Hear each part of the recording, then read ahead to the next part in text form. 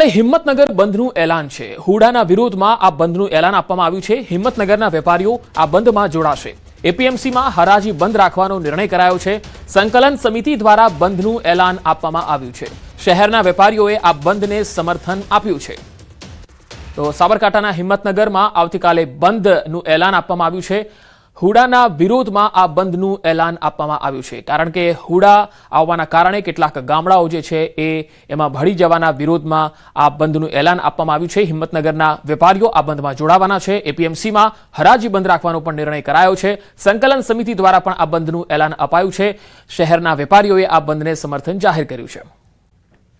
Junagadh film ધુરંધરનો વિરોધ ફિલ્મના ડાયલોગથી બલોચ સમાજમાં રોષ છે। બલોચ સમાજ દ્વારા મામલતદારને આવેદન અપાયું છે।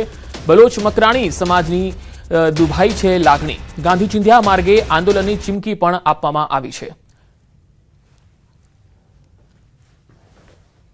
એ પિક્ચરમાં પાકિસ્તાની પોલીસ ઇન્સ્પેક્ટરનું પાત્ર ભજવતા સંજય દત્ત અમારી જ્ઞાતિ વિરુદ્ધ જે ઉચ્ચારણો કર્યા છે એ ઉચ્ચારણોના વિરુદ્ધમાં ને એ ઉચ્ચારણો દૂર કરાવવા ચલચિત્રમાંથી અમે આજે આવેદનપત્ર આપ્યું છે।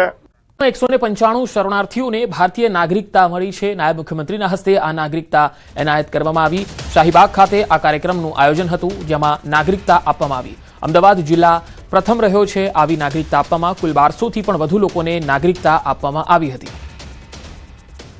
તો અમદાવાદના શાહીબાગ ખાતેનો આ કાર્યક્રમ, જેમાં 195 શરણાર્થીઓને ભારતીય નાગરિકતા પ્રાપ્ત થઈ છે।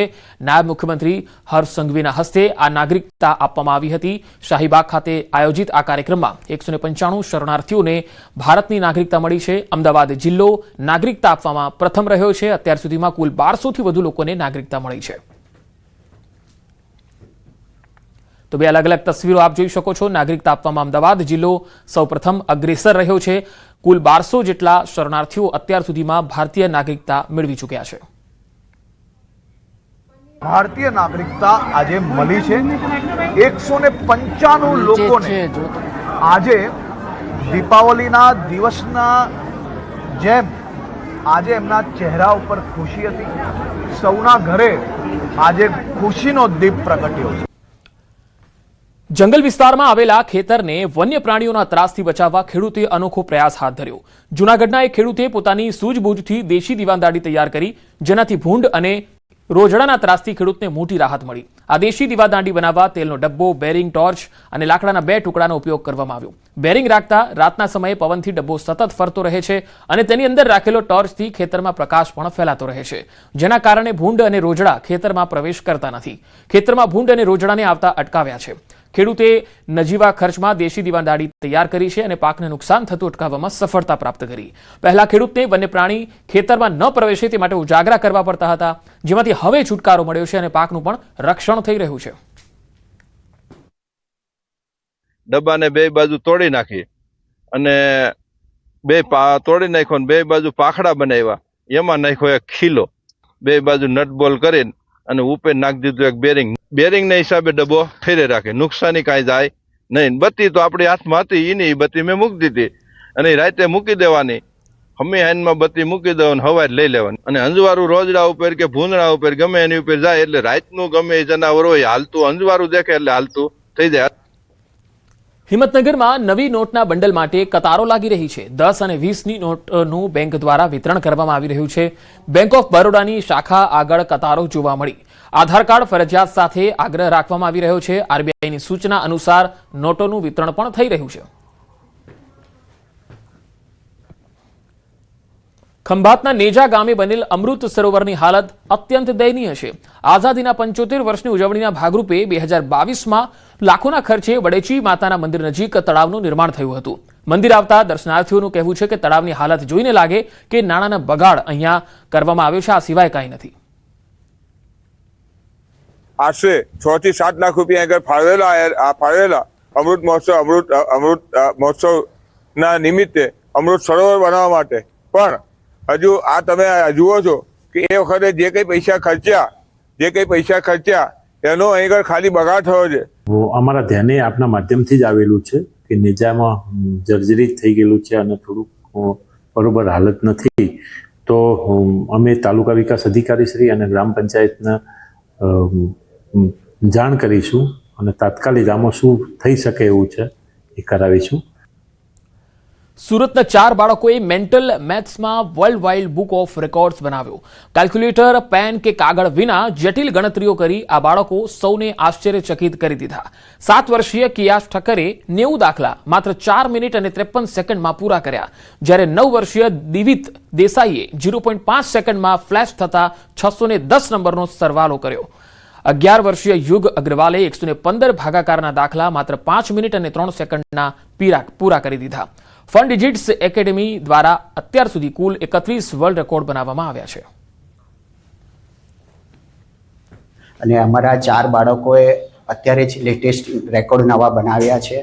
ટોટલ 31 રેકોર્ડ અમારા થયા છે. કિયાસ ઠક્કર કરીને જે બાળક જે છે એ 7 જ વર્ષનો બાળક નાનકડો છે અને 2 ડિજિટ 3 રોઝના એડિશન કર્યા છે. 4 મિનિટ્સ અને 50 સેકન્ડ્સમાં 90 સમ્સ એણે કર્યા છે. અમદાવાદમાં કાંકરિયા કાર્નિવલની તૈયારીઓ શરૂ થઈ ચૂકી છે. 25 થી 31 ડિસેમ્બર સુધી કાર્નિવલ ચાલવાનો છે. સીએમ ભૂપેન્દ્ર પટેલ કાર્નિવલનો શુભારંભ કરાવશે. આપને જણાવી દઈએ કે 25 થી 31 ડિસેમ્બર સુધી આ કાર્નિવલમાં સાંસ્કૃતિક કાર્યક્રમો પણ થતા હોય છે. એટલું જ નહીં, જે કાંકરિયા તળાવ છે તેની ફરતે જબરજસ્ત લાઇટિંગ હોય છે અને અટલ એક્સપ્રેસનો પણ અહીંયા લહાવો લેવા માટે લોકો આવતા હોય છે. અને કાર્નિવલની જે મજા હોય છે એ સાંજે 6 થી લઈને 11 સુધી અદ્ભુત હોય છે, જેમાં ડાયરો પણ થતો હોય છે.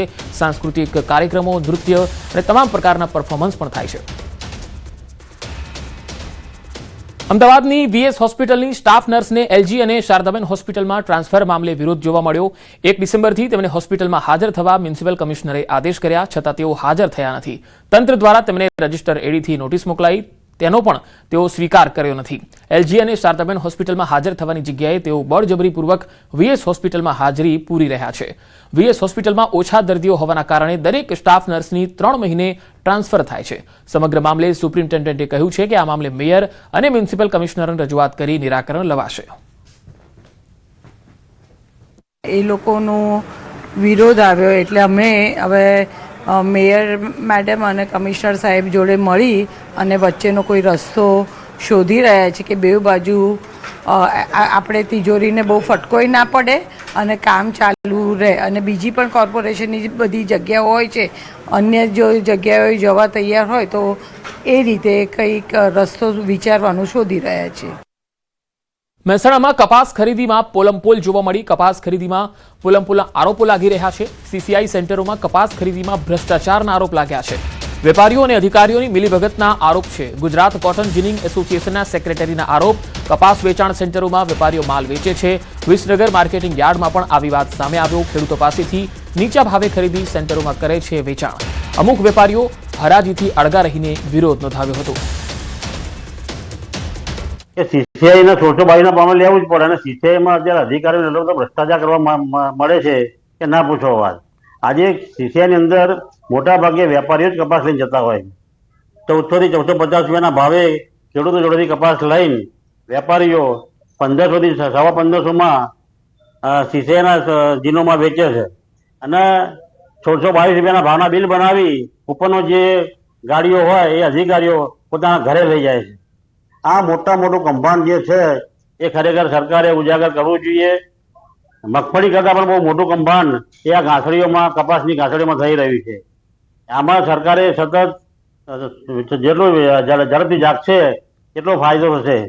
સરકારે જે ટેકાના ભાવ જાહેર કર્યા છે તેમાં ખેડૂતો સીધો કપાસ વેચાણ કરવા જાય તો અમને એમ કંઈ વાંધો નથી, પરંતુ વિસનગર માર્કેટ યાર્ડમાંથી કેટલાક વેપારીઓ ખેડૂતો પાસેથી હરાજીમાં ભાગ લઈ માલ ખરીદી બારોબાર સીસીઆઈ કેન્દ્રમાં આપી દેતા હોવાનું ધ્યાને આવેલું છે, જેમાં ખેડૂતોના ઉતારા પણ આપવામાં આવે છે. આ અંગે અમે કપાસની નિયમિત ખરીદી કરતા વેપારીઓ સીસીઆઈ અને ગુજરાત સરકારમાં લેખિત રજૂઆત કરવાના છીએ. આ કૌભાંડમાં સીસીઆઈના સેન્ટર ચલાવતા સેન્ટરોના માલિકો અને અધિકારીઓની આમાં મિલીભગત છે. વાવ થરાદની કેનાલમાં ગાબડા પડવાનો સિલસિલો જારી છે. 24 કલાકમાં તો 3 ગાબડા પડી ગયા. કેનાલમાં ગાબડા પડતા ખેતીના પાકને પણ નુકસાન જઈ રહ્યું છે. રાછેણા માઇનોર 1, આછુવા માઇનોર 2 અને કુંડાળિયા ડિસ્ટ્રીબ્યુટર કેનાલમાં ભ્રષ્ટાચારના ગાબડા પડ્યા. રાછેણા માઇનોર કેનાલની હલકી ગુણવત્તાનું કામ થતાં ઇજનેરને લેખિતમાં રજૂઆત કરાઈ. કેનાલોમાં મસમોટું ગાબડું પડવાના કારણે રાયડો, એરંડો સહિતના જે પાકો છે એને નુકસાન થઈ રહ્યું છે. નર્મદા વિભાગના અધિકારીઓ અને કોન્ટ્રાક્ટરની મિલીભગતને લીધે ખેડૂતોને છાસવારે નુકસાન ભોગવવાનો વારો આવે છે. તો તસવીરોમાં તમે જોઈ શકો છો કે કેનાલોમાં ગાબડા પડવાનો આ સિલસિલો 3 કેનાલમાં 24 કલાકની અંદર ગાબડા પડી ગયા. આ કેનાલોનું પાણી જે છે એ આસપાસના ખેતરોમાં ફરી વળ્યું અને તેના કારણે ખેડૂતોને નુકસાન ગયું. હવે સરકાર આ નુકસાનની ભરપાઈ કરવાની છે ખરી. આ જે સિંચાઈ વિભાગના ઇજનેરો છે એ કરી શું રહ્યા છે? કારણ કે તેઓ કેબિનની બહાર નીકળતા નથી. ભ્રષ્ટાચારમાં આ કેનાલોની જ્યારે બાંધકામ થાય છે ત્યારે એમાં ભ્રષ્ટાચાર આચરે છે, તેના કારણે આવો બનાવો બને છે. અમદાવાદમાં વીએસનો જર્જરિત ભાગ દૂર કરાશે. જર્જરિત લાગતા તમામ ભાગોને દૂર કરી દેવાશે. આ પાછળનો ભાગ હાલ દૂર કરાયો છે. મુખ્ય બિલ્ડિંગ સહિતનો અન્ય ભાગ પણ રાખવામાં આવશે. સત્તાની મંજૂરી બાદ જર્જરિત ભાગ દૂર કરાઈ રહ્યો છે.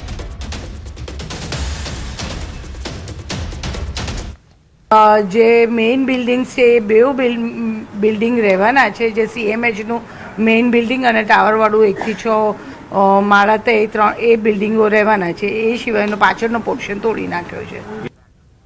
સુરતના પર્વત પાટિયા વિસ્તારમાં કાપડ બજારમાં આગની ઘટના બાદ ન્યૂઝ 18 ગુજરાતીનું રિયાલિટી ચેક. કાપડની હોલસેલ માર્કેટમાં વેપારીઓ પેસેજમાં કામ કરી રહ્યા છે. કટિંગ અને પેકિંગનું કામ પેસેજમાં કરવામાં આવી રહ્યું છે. સાંજના સમયે લોકોની ભીડ જામે છે. પેસેજમાં માલ સામાનના ઢગલા પણ જોવા મળ્યા. કોઈ દુર્ઘટના સર્જાય તો ફાયર બ્રિગેડને અંદર જવું પણ મુશ્કેલ બની શકે છે. પર્વત પાટિયા વિસ્તારમાં લાગેલી આગની ઘટના બાદ ન્યૂઝ 18 ગુજરાતી સુરતની ટીમ રિયાલિટી ચેક કરવા નીકળી હતી. કાપડ માર્કેટમાં દુકાનોમાં લાકડાના માળિયા બનાવવામાં આવે છે. એટલે કે આ દુકાન છે, દુકાનની ઉપરના ભાગે માળિયા બનાવવામાં આવે છે.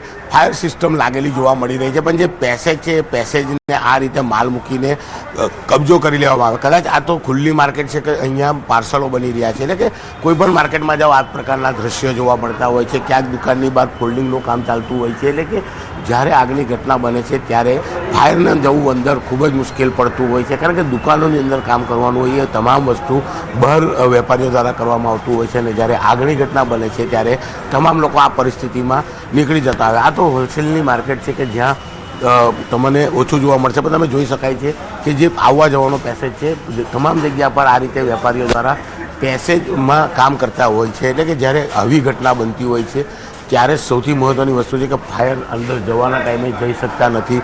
ફાયર સેફ્ટીના સાધનો લાગેલા છે, સ્પિનર લાગેલા છે, પણ મુખ્ય વાલ બંધ કરી દે છે, જેને લઈને અહીંયાથી પાણી નથી આવતું. કારણ કે જ્યારે આગ લાગે અને પાણી આવી જાય તો વેપારીઓના કપડાને નુકસાન થતું હોય છે. એટલે એને લઈને આ તમામ વેપારીઓ આના વાલ છે તે બંધ રાખતા હોય છે. તમે કોઈ પણ ગલીમાં જશો, હું એક આ ગલીના દ્રશ્ય બતાવવા માગીશ કે નાની ગલી છે, બપોરનો સમય છે, હજુ માલ નથી આવ્યો. માલ આવ્યા બાદ અહીંયા કપડાની ઘડી થશે, કટિંગ કરવામાં આવશે, ત્યારબાદ તેને બોક્સમાં પેક કરવામાં આવશે. એટલે સાંજ થતાં જ આ બધી ગલીઓ વ્યક્તિઓથી સામાનથી ભરાઈ જતી હોય છે. એટલે કે જ્યારે આવી ઘટના બનતી હોય, એટલે કે સૌથી મહત્ત્વની વાત છે કે દુકાનની ઉપર જે માળિયું બનાવવામાં આવે છે તેમાં લાકડાનો ઉપયોગ કરવામાં આવે છે. પેસેજમાં જગ્યા નથી રહેવા દેવામાં આવતી. અને ફાયર સેફ્ટી તમામ માર્કેટોમાં છે પણ તે ચાલુ હાલતમાં નથી. અને જો ચાલુ હાલતમાં હોય તો જે આ પ્રકારના સ્પિનર લાગેલા હોય છે તેનો મુખ્ય વાલ બંધ કરી દેવામાં આવે છે. કદાચ ટેસ્ટિંગ કરતાં જો અહીંથી પાણી પડે તો વેપારીઓનો લાખો રૂપિયાનો માલ બગડી જાય છે. તેને લઈને આ સિસ્ટમ બંધ રાખે છે. પછી આગ લાગ્યા બાદ આ વાલ ચાલુ નથી કરતા, જેને લઈને ગઈકાલની ઘટના બની છે. આવી અનેક ઘટનાઓ સુરતમાં બની છે અને એના માટે જવાબદાર માત્ર વેપારીઓ છે, નહીં કે ફાયર.